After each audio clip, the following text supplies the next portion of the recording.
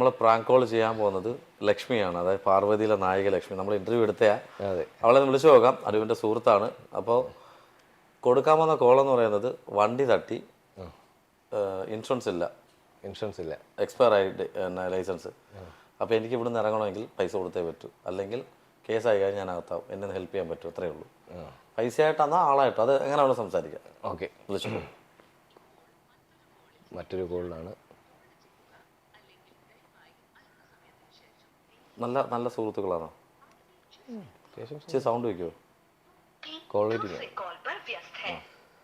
അവള് അല്ല, ഒന്നുകൂടെ വിളിച്ചോ. കോൾ വെയിറ്റിംഗ് ആണ് ആള്.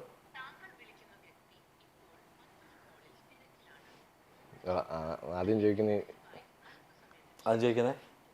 ഇന്റർവ്യൂ കഴിഞ്ഞായിരിക്കും. അല്ല, കഴിഞ്ഞിട്ട് പോകുന്ന വഴിക്കാന്ന് പറഞ്ഞാൽ മതി. ഞാനാണെന്ന് പറഞ്ഞില്ലല്ലോ. പറഞ്ഞു അനീഷാണെന്ന് പറഞ്ഞോ? അത് കുഴപ്പമില്ല, വിളിച്ചോ. പൊളിയാന്ന് ഞാൻ പറയാം, വട്ടം പൊളിഞ്ഞെന്ന് പറയാം.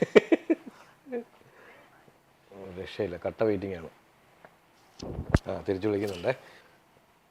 ഹലോ എടി, ഞാൻ ഇന്റർവ്യൂ കഴിഞ്ഞിട്ട് തിരിച്ചു പോകുന്ന സമയത്ത് ഞാൻ പറഞ്ഞില്ലേ, ഇന്റർവ്യൂവിന് പോകുന്ന കാര്യം പറഞ്ഞില്ലായിരുന്നു.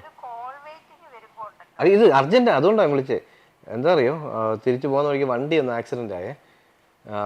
വണ്ടി ആക്സിഡന്റ് ആയിട്ട് എൻ്റെ വണ്ടിയുടെ ഇൻഷുറൻസ് തീർന്ന് നടക്കുമായിരുന്നു. വണ്ടിയുടെ ഇൻഷുറൻസും ഇല്ല, ലൈസൻസ് എക്സ്പയർ ആയിപ്പോയി. അത് ചെക്ക് ചെയ്യാൻ പറ്റിയില്ലെന്ന്. കഴിഞ്ഞ ആഴ്ചകൾ ഞാൻ നോക്കി ചെയ്യണമെന്ന് വിചാരിച്ചിരുന്നു, ചെയ്യാൻ പറ്റിയില്ല. ഞാനിപ്പോൾ ഒരു സ്റ്റേഷനിൽ അവരെല്ലാം കൂടെ വണ്ടി വിളിച്ചിട്ട് എന്നിട്ട് സ്റ്റേഷനിലാക്കി.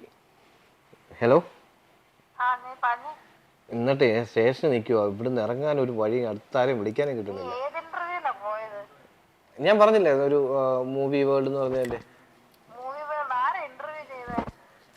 അതൊരു ഫീമെയിൽ ആങ്കറാ, ബീന എന്ന് പറഞ്ഞിട്ട്. ആര്?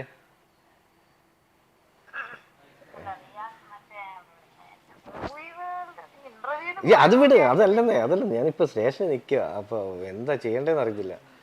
എന്താ ഒരു സൊല്യൂഷൻ? ഇവിടെ നിൽക്കുകയാണ്, ആരെയും വിളിക്കാനും പറ്റുന്നില്ല. നിങ്ങൾ സംസാരിച്ചോണ്ടിരിക്കണ്ട, എനിക്ക് പോകേണ്ട ആവശ്യമുണ്ട്. അല്ല, നിങ്ങൾ കറക്റ്റ് ആളിനെ വിളിക്കൂ കേട്ടോ, കറക്റ്റ് ആളിനെ വിളിക്കൂ പ്ലീസ്. ഞാൻ വിളിക്കുക സാർ, വിളിച്ചോണ്ടിരിക്കുക സാർ. അല്ലല്ല, എന്റെ വണ്ടി കൊണ്ട് തട്ടിയിട്ട് ഇവർ ആവശ്യം കേൾക്കേണ്ട കാര്യമില്ല. ഇല്ല സാർ, ഞാൻ വിളിച്ചോണ്ടിരിക്കുക.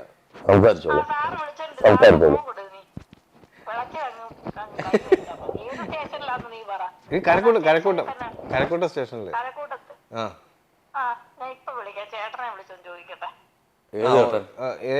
ഏത് ചേട്ടനാ? എന്തിനാ? അല്ല, ഇങ്ങോട്ട് അല്ല, ആരെങ്കിലും ഒന്ന് അറേഞ്ച് ചെയ്തിട്ട് സ്റ്റേഷൻ. എസ് ഐ അറിയോ? ഞാൻ എസ് ഐയിലോട്ട് കൊടുക്കട്ടെ എന്നാ.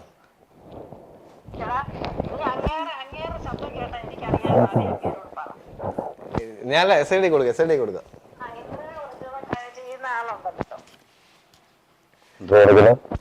നിങ്ങൾ വിളച്ചിലെടുക്കുമ്പോ എന്റെ പൊന്നു മാഷെ, നിങ്ങൾ ആദ്യം ഈ കോള് വിളിക്കുമ്പോ തകർന്നു. നിങ്ങൾ ഇന്റർവ്യൂ ചെയ്യുമ്പോ ഞാനിനി എങ്ങനൊക്കെ സംസാരിച്ചാലും നിനക്ക് എന്നെ അറിയാന്നറിയാം. ഒന്നറിയാം. പിന്നെ ഈ പരിപാടി നിർത്താറായില്ലേ? പക്ഷെ ഒരു കാര്യം പറയട്ടെ, നിന്റെ അടുത്ത് ഒരു കാര്യം പറയട്ടെ. ഒരു മനുഷ്യൻ അത്യാവശ്യമായിട്ട് വിളിക്കുമ്പം കോൾ വെയിറ്റിംഗ് ആണെങ്കിലും 4-5 വട്ടം വിളിക്കുമ്പോ ഇമാതിരി വർത്താനം നീ പറയല്ലേ. കേട്ടല്ലോ, നീ പാർവതിയിലെ നായികയായിരിക്കും, മനസ്സിലായോ? അപ്പം അപ്പോഴേ പറഞ്ഞു എത്ര എന്റെ കണ്ടുപിടിക്കും. അങ്ങനെ തന്നെ. മാത്രമൊന്നുമല്ല, കാരണം ഇതെന്താണെന്നറിയാമോ, അയ്യോ ഇത് കേൾക്കുമ്പോ അവനാണെങ്കിൽ അല്ലെങ്കിൽ തന്നെ അവൻ എക്സ്പ്രഷൻ പോരാ. കേട്ടോ, ഇങ്ങനെ ക്യാമറ ഓൺ ആണ്. അനൂപിനെ നീ ഇത്രയിട്ട് വട്ടം പൊളിക്കണ്ട. അപ്പൊ താങ്ക് യു സോ മച്ച്. ഞങ്ങള് ബാക്കി ഇന്റർവ്യൂലേക്ക് വിടോട്ട് വിളിക്കുന്നില്ല കേട്ടോ. പിന്നെ നീ അങ്ങ് വെച്ചിട്ട് പോയേ. മതി. തൃപ്തിയായി. മതി. ഞങ്ങളെ പ്രാങ്ക് പൊളിച്ചപ്പോ നിനക്ക് സമാധാനമല്ലോ, വെച്ചിട്ട് പൊടി. സന്തോഷമായല്ലോ. ഉറക്കത്തേക്ക് കിടന്നാൽ അവൾ എന്നെ പൊക്കും. ഞാൻ പറഞ്ഞില്ലേ, എനിക്ക് സംസാരിച്ചാൽ മതിയായിരുന്നു. അതെ, എസ് ഐ ആണെന്ന് പറഞ്ഞിട്ട് സംസാരിച്ചാൽ മതിയായിരുന്നു.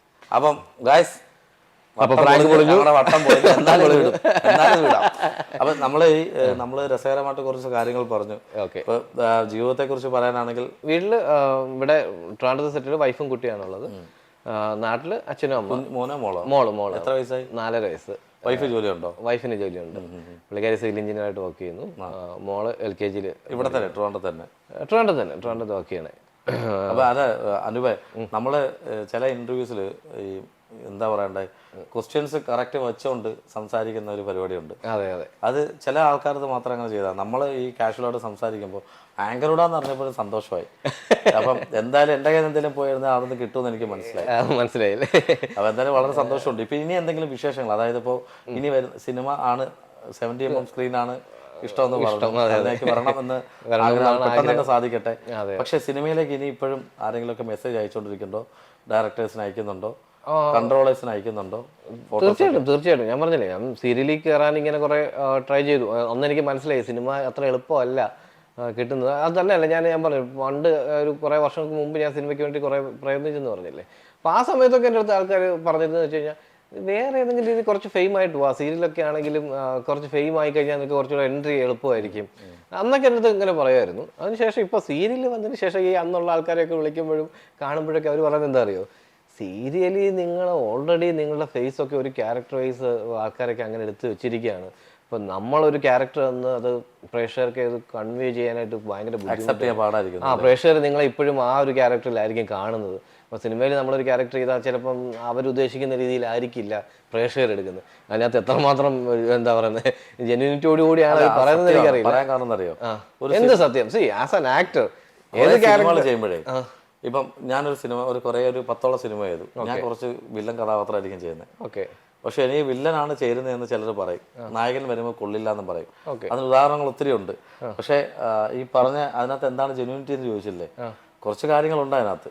അഭിനയം എന്ന് പറയുന്നത് ഏതും ചെയ്യാം. ഞാൻ പറഞ്ഞുതരാം. എനിക്ക് മനസ്സിലായി, ഞാൻ വലിയൊരു ആക്ടറൊന്നും അല്ല, എനിക്ക് മനസ്സിലാക്കിയ കാര്യങ്ങൾ പറയാം. സീരിയൽ അവർ പറയുന്ന മെയിൻ കാര്യമാണ് നിങ്ങൾ എക്സ്പ്രഷൻസ് കൂടുതലാണ്.